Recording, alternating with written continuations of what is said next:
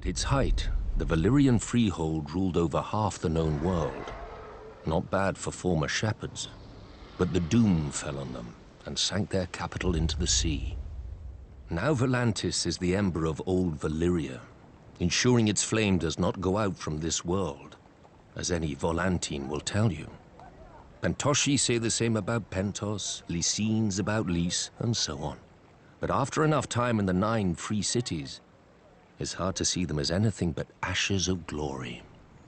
Volantis is the oldest, the first colony of Valyria.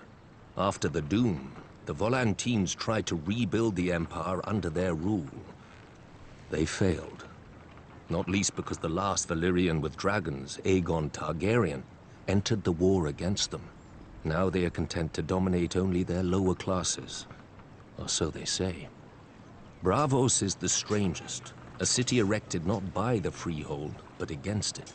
A labyrinth of illusion and deceit to hide the refugees from Valyria's slave lords. After the Doom, the city emerged from the shadows to become one of the greatest banking centers in the world. A man can get anything in Braavos, for a price. Especially death. Your own if you offend one of the swaggering swordsmen that pollute the city. Or, if you're very rich, or very desperate, anyone else's. Lys is the easiest of the free cities, full of pleasure houses catering to every taste, no matter how peculiar.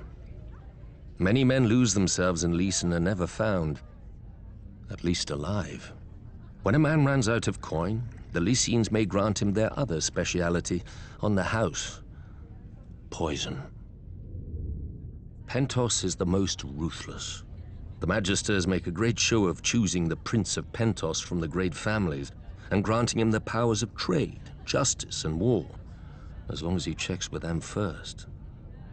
On the new year, to bring good fortune to Pentos, this prince must deflower the Maid of the Field and the Maid of the Seas. I confess I don't know how each is chosen, or what becomes of them after serving their purpose. But if a crop should fail or a war be lost, the Magisters will slit the prince's throat and choose another. The other free cities are known for what they make.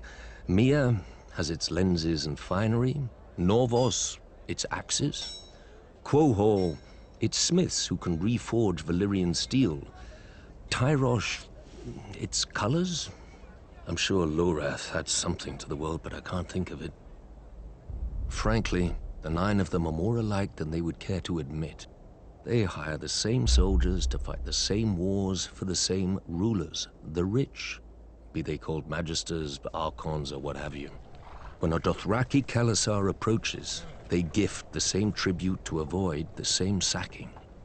For thousands of years, the disgraced of Westeros have drained east to pool in the free cities, where a man of honor counts for less than nothing, unless it raises his price. Better men than I have learned that what a man sells for gold, he can never buy back. He must earn it by fire and blood.